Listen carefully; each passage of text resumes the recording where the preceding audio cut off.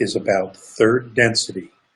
This movement of intent is about fourth density, moving to higher consciousness, a will and a desire to achieve more, to be more, to experience more, to expand ourselves beyond what we are right now. And that is going to happen. It is in fact happening. And it doesn't matter whether people are in denial or not. They will eventually come around. As I have said in the past, all the broken pieces eventually find their way home. And that's going to occur. But for right now, for those of us who are here on the planet, we are at the forefront. We're the point of the spear here on Earth to make this happen, this small percentage of us. We're the point of the spear. We are the trailblazers, the pioneers, the Minutemen. Okay, we're moving through this, and we're going to make this happen.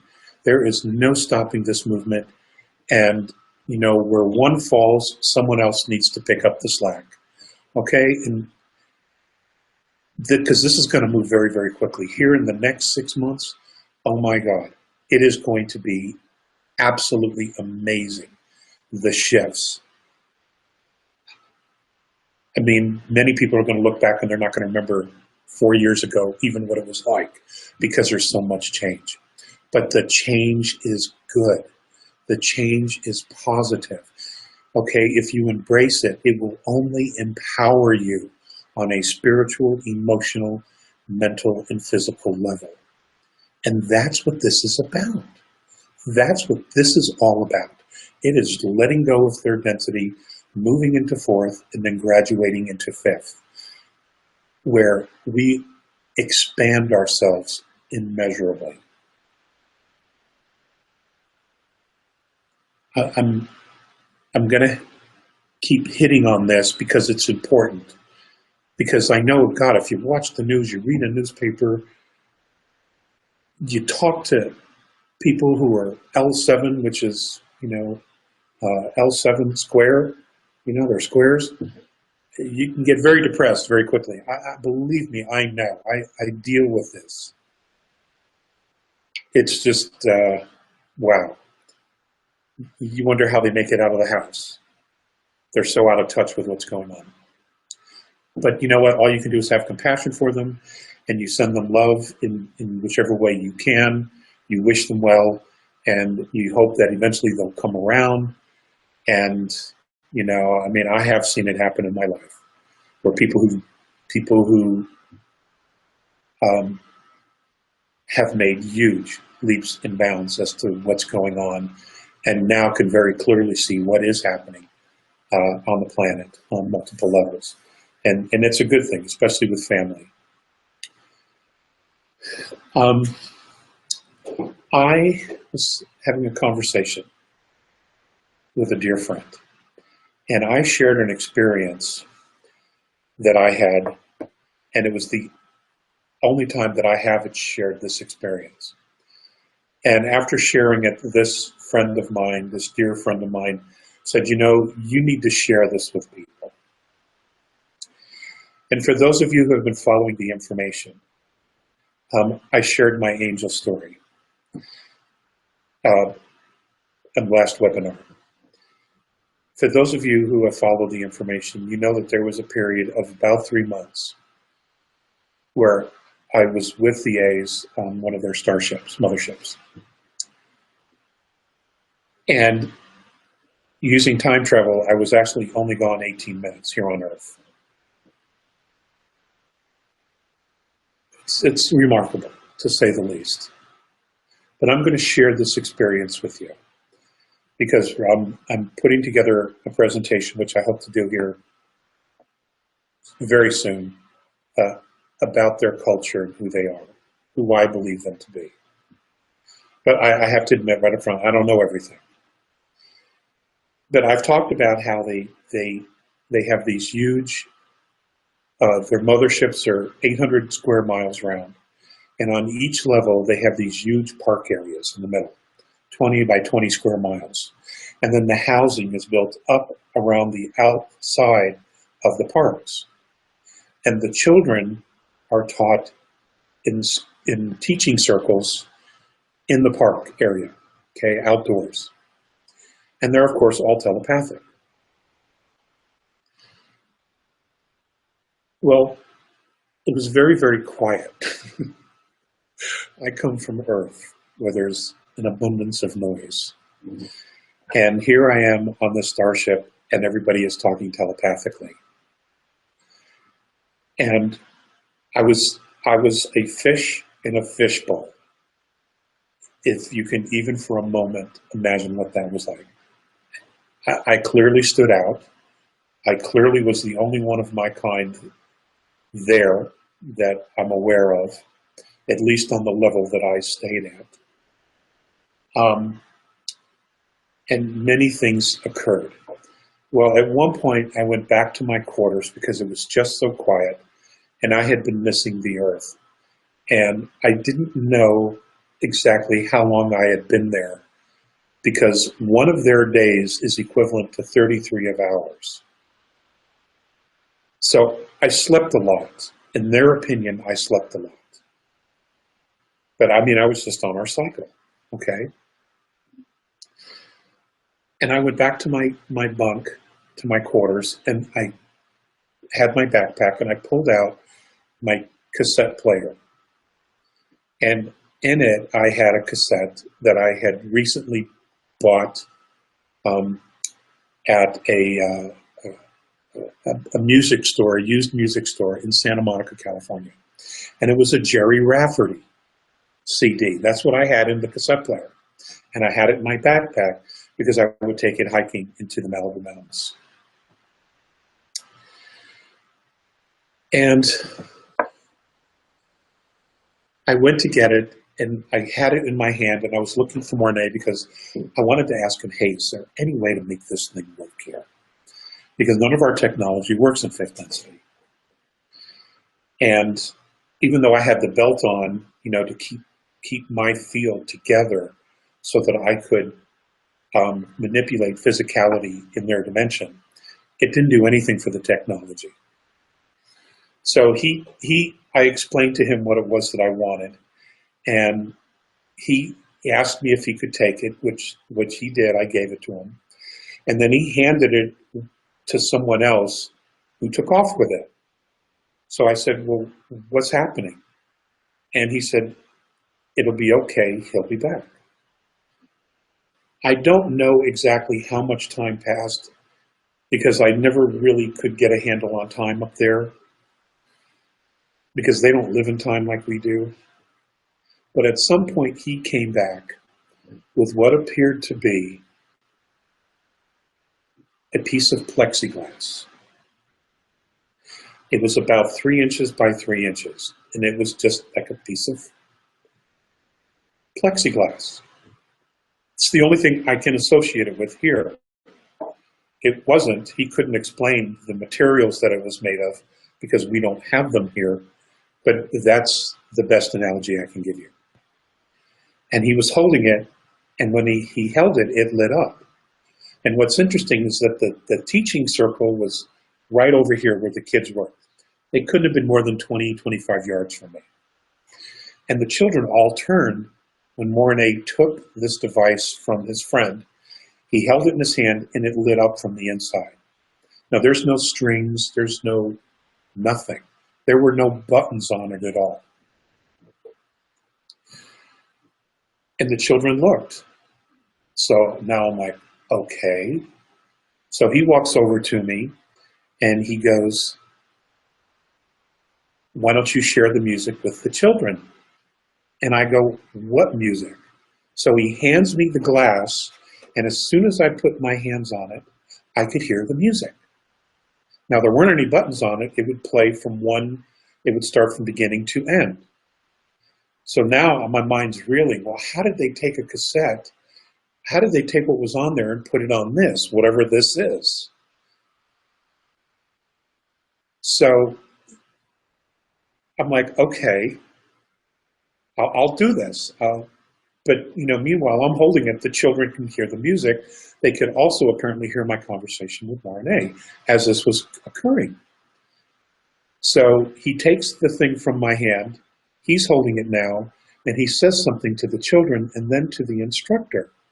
And the instructor nods, they have a conversation, and the children look at the instructor, then they look at Mornay, and he's talking to them telepathically, and they're, yes, you know, they're smiling, their physical posture opened up. They became more open. And then he handed it back to me and he said, they would like to share it with you. And I said to him, well, what am I supposed to do? He said, just share it with them and see which particular tone that they appreciate more. He said, they will not like all of it. I'm like, okay. So I'm holding it and I'm standing there. And he says, why don't you move a little bit closer? So I moved a little bit closer to the children. And he's standing right next to me. And they're listening to the music. And the first song they didn't like. The second song they really liked. They seemed to glow. They were smiling. And the second song on the cassette was Good Intentions. I believe that the CD was called Sleepwalking. God, I haven't thought about this in so long. So they liked the second song. They didn't care for the rest, but the song they liked the most was the second one. And the name of the song, again, was Good Intentions. So we play through it. We go back to the first song. Then we go to the second song. And I open it up in my hand, and it stops playing. The device stops playing. And Mornay said, well, why'd you do that? I said, well, because I don't know how to play it over and over again. He goes, well, that's not important. What's important is that you share it with them. And he goes, why don't you show them what your planet does to express joy with sound? So I didn't have a clue what he was talking about. So he gave me a picture in my head of people dancing. And I'm like, oh, I can't do that. I can't do that. Because folks, I'm really not a good dancer. I'm more of a swisher. You know, I do more of a little swishing. So, but he kept encouraging me to do this. And I'm like, okay, they're never going to let them watch American Bandstand. And they're never going to let them watch Soul Train. So I really have nothing to lose here. So that's what I did. I closed my hand on the device, and that's what I did, is I shuffled as we were listening to Good Intentions, okay? And some of the other children, they all were smiling, and you know, and I know they were all smarter than me already, and I don't necessarily want to know how much of an idiot I look like to them. I didn't want to know, but they were smiling, and it was really the first time that they had actually really smiled. So that's what I did, is I was swishing, you know, just moving back and forth with the music. When it was over with, he took the device and he told me that the cassette player and everything was in my quarters.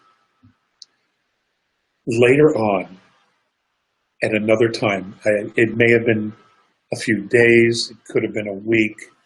I honestly can't tell you, because I could not wrap my head around time, when it was, what time of day it was, none of that. But when I would see the children, they would look at me and they would smile and they would swish. When they saw me, they would swish, okay? They would acknowledge that, you know, we had this moment. And after the first time that happened, there was another time where I was sitting in the park and I was trying to play with this thing that they had called a squirrel, where it looked like a squirrel, but it wasn't a squirrel. And I can't even describe what it was. It was friendly enough, but it was like really ugly cute, if you know what I mean. It was so ugly, but it was cute, you know? So I'm trying to play with them. And the children, there was another learning circle. Well, I don't know exactly what it was that they were talking about, but several of the children began to levitate, and they were moving around the circle. So they were standing, and they were very focused on whatever the lesson was, but they were hovering up above the ground, and they were moving very slowly around the circle. And I looked at this and I'm thinking, God, they're all Superman, Supermen, even though there was male and females. Shortly after that, and none of the kids were paying me any mind, okay? They were really focused on what was going on with their instructor. But afterwards, when it broke up, several of the children walked past me. Two of the children did the little shuffle that we had experienced before, and one looked at me, and he was the only child that spoke to me the entire time that I was there. And he looked at me and he smiled and he goes, "Who's Superman?" So, and I'm like, oh, damn, I really got to watch what I think, because they're picking up everything, And I wanted to share that experience with you because it tells you something about them, and it shows how there are commonalities, regardless of the dimension, regardless of the experience, regardless of the level of intelligence or spiritual evolvement.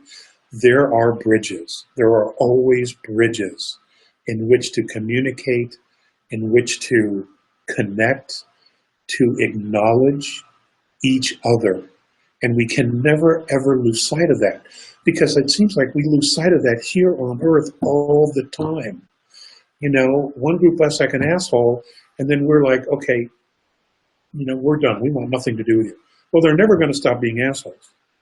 Okay, we have to constantly try to engage, if it's at all possible, and to find that common ground where there is the mutual respect. At least I hope that that's possible with our own race, okay? But it was awesome, and I had shared that experience, and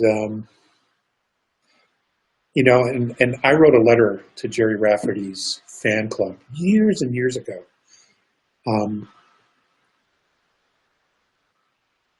stating that his music had reached another group of people he could never imagine. I don't know if he ever got it. I don't know if the letter actually even made it there. I'll never know. But I just want you to know that that his music was being played in an Andromedan mothership. Okay, and if he's somewhere and he can hear this, dude, you rock. Jerry Rafferty, you rock.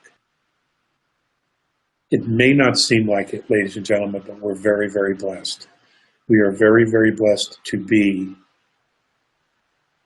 where we are, who we are, and we as a race are going to bring and contribute so much to the intergalactic family.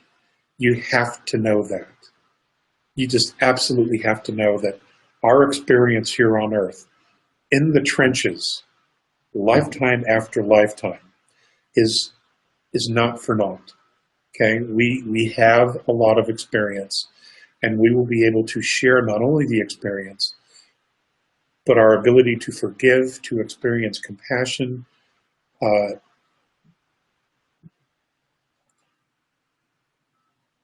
We're unique in this experience. We truly, truly are, which makes all of us unique in this experience. Anyway, guys, I know we got off to a late start, and we have maybe 20 minutes. If they don't run me out of here, I'll keep going. But maybe we can start doing some questions, JP. We're all off our game here because we had such technical difficulties, but we're doing our best here, folks. And okay. Can you hear me, Alex? Okay, well, I can't hear anybody. Oh. So what I'm going to do is I'm going to read off the thing, okay, that's here. And I have one that says, what will happen to the star seeds at the moment of transition? I genuinely do not know. I would assume that all of us would be pretty much in the same place. That I wouldn't necessarily use the word starseed, but that's what's. We're all in the same boat. We need to hear that because we get something in the dark.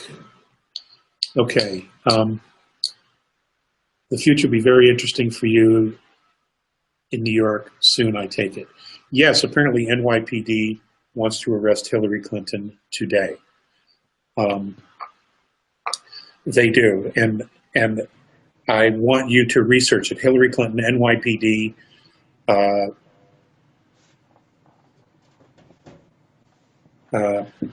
Who's the guy?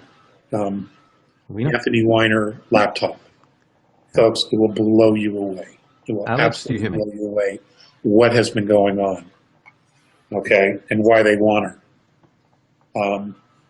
It's pretty amazing. They're pretty open about talking about it. So, Alex, you can't hear me. You can't hear the speakers, can I you? mean, can you guys hear me? Yes. Can somebody nod yes? Can you hear me? A thumbs up? Yes. Anything? Can you hear me? Big thumbs. No, Okay, I got a thumbs up. Yeah, Cool. yeah. We can hear you. You can't hear What us. are the bright white orbs about the size of a baseball? They have come into my home. My understanding is it's spirit. It is spirit. It could be family and friends. It could be those who have passed before you. Remember the frequency. We are rising our frequency. We're moving into fourth, and then eventually we'll be passing forth into fifth. Okay. So it could be those. It could be family. It could be spirit guides. It could be nature spirits. It could just about be anyone. But I have yet to experience or know anyone who has had a negative experience from the orbs. Okay. Please, if you heard about the AI effort to use 5D tech networks to affect our connection to planet Earth.